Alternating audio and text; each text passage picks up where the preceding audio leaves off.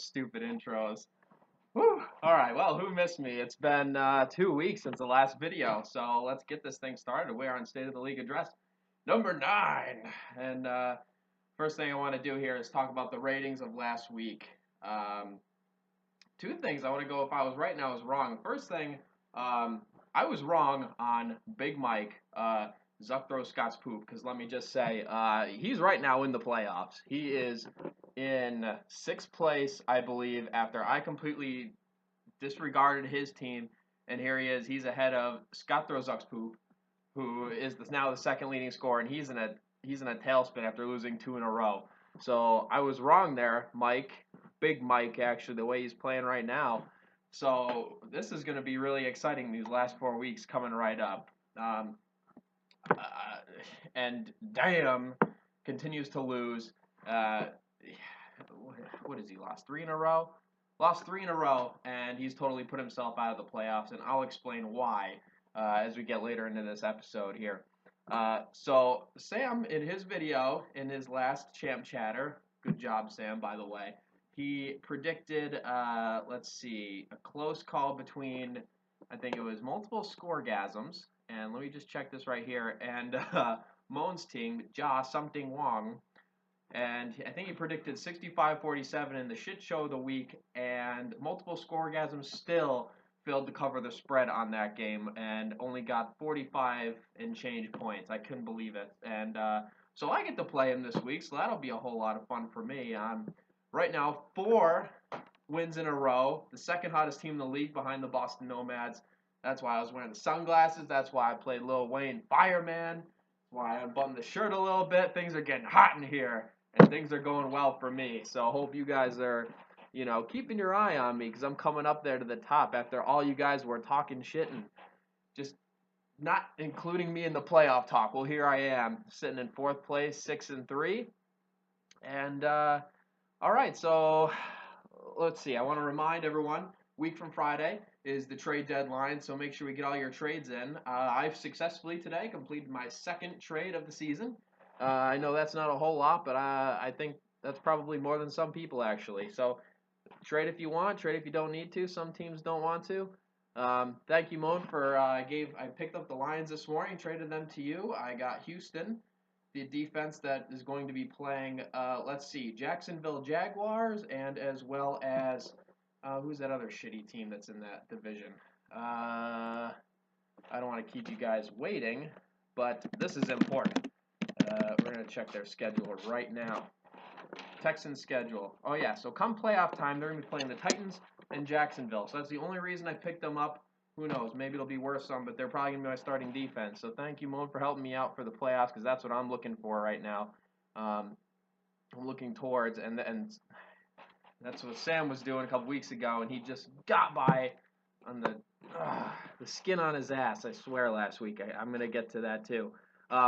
Let's do the paper bag team of the week, and for me, I think this is going to be an easy one. I picked the Rectum Blasters because Rectum Blasters lost by 1.3 points, less than 1.3 points last week. And you don't want to know what happened? Let's see. He played fucking Nick Foles. Now he got hurt, and that's probably the reason he lost. But also, let's look at who he had on his bench. He had Carson Palmer, who got him almost 20 points. He scored 19 points. If you look at Nick Foles the last 3 weeks, and you look at Carson Palmer the last 3 weeks, Nick Foles is averaging just over 16 points a game, and Carson Palmer scoring you over 18, almost 18.5 points a game. I definitely would have started him, and, he also would have won too. So Sam finally won a close game after his I think his 3-game losing streak. So Sam lucked out. The Rectum Blasters really could have put him in a tough position as far as, being as far as the playoff picture goes. Way to blow that paper bag team of the week. Fucking Team Rectum Blasters. God damn. Okay. I want to get to the waivers. Who had the best waiver pickups? I was looking at them this morning. A couple of them here. I saw Rectum Blasters picked up Terrence West. I can't believe the Rectum Blasters at 6-3 had the #1 waiver claim, but that's fine. They picked him up, and Ben Tate is really losing his starting position. You got Terrence West there at the number 2, and they're probably going to be splitting carries, and who knows, he might even be starting coming up soon. So that's really going to improve his team. I don't know if he's necessarily going to play him, but I think it's a strong pickup given that he's splitting time. I picked up Anthony Booby Dixon.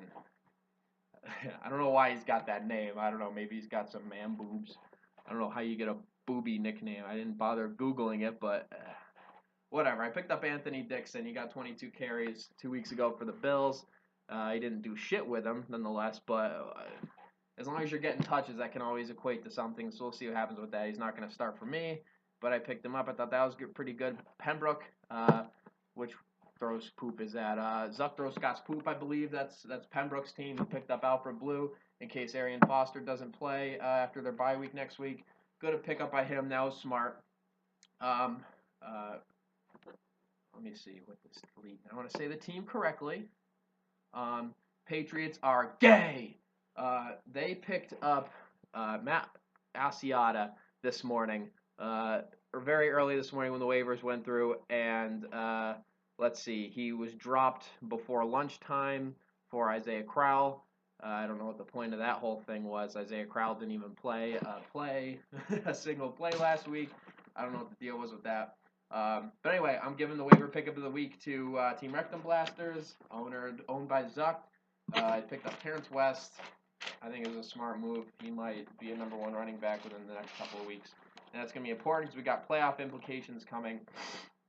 What I want to talk about here, game of the week, very important. So we've got 4 weeks left to play. And I didn't look into his historical league records of what we've had. But I do want to say one thing. If you've been scanning week to week, the 6th place team is 1 win over 500. We play 13 games in the regular season. That equates to a 7-6 record. I believe the 6th seed is going to be the 7-6 team with the highest point scored. So I think that's important. So that's what I used to make this decision. I was looking at the records right now. If you've got more than 6 losses, you're officially out. And that only puts Dam, multiple scoregasms, and Josh Something Wong eliminated. So even fucking Pratik is still technically in. He's got to win out, and he's got a tough matchup, I believe, if I'm looking here correctly. He's playing the Nomads, so that's unlikely. If he can somehow win, that's awesome. But I'm definitely not betting on that. Plus the Nomads are really hot right now. So without further ado, the game of the week, which I'm looking at, is Zuck throws Scott's poop versus Scott throws Zuck poop. They're in the 6th and 7th place, so right now they're playing for a playoff spot. Winner's going to be right now on the inside looking out, and the other way around for the loser here. So Pembroke's 2nd in scoring, who is also Scott throws Zuck's poop, and he's on the verge of missing the playoffs. I don't know how that's possible. I really don't. I can't comprehend how he's losing and with scoring so many points. But whatever. That's the game of the week. I think that's going to be really separate those two teams. Whichever one wins is going to have a strong foot, and the other one's really going to have to probably win their next 3 games in a row. If you look here, the 6th place team, Zuck Scott's Poops 5-4. They can afford to lose, but if you take Pembroke at 4-5, he loses. He's going to go to 4-6. Remember what I said?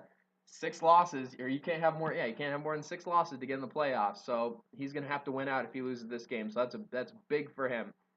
I want to give honorable mention to the Bill Belichick's. They are in a complete tailspin. They've lost 5 in a row. They were 3-1 at the beginning of the season and haven't won since. I don't think he's won in all. He didn't win in all of October. I can say that confidently.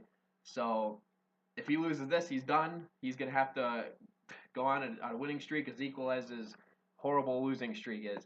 So he's going to play the Rectum Blasters. It's too early because none of the rosters are set up correctly. A couple guys got bye weeks. He actually has a great matchup, though, with the Rectum Blasters having a lot of byes and injuries to Gio Bernard. So he's still in it. He's definitely got a shot. I wanted to give that honorable mention because this is a big game for the Belichick's and a big game between Zuck throws Scott's poop and Zuck throws Scott's poop and Scott throws Zuck's poop. They got me. I tried to get that clean for the whole episode. So anyway, I think that's all I had for this time. Anyway, guys, yeah, that's going to be it. And I don't have a song, so here's what I'm going to do. open up iTunes and put on some sweet music to get me out of here. Magna Carta, Holy Break. Ready for that walk. Ready for that walk. Before I say that, and before I go, I just want to say good luck to everyone this week. I usually say that when I sign off, except for multiple scoregasms. You are going down. Ready. You ain't ready, yo. You ready, yo. You ain't really ready. Elvis got his record took. It's like we got a 7th gear. Yeah. NFL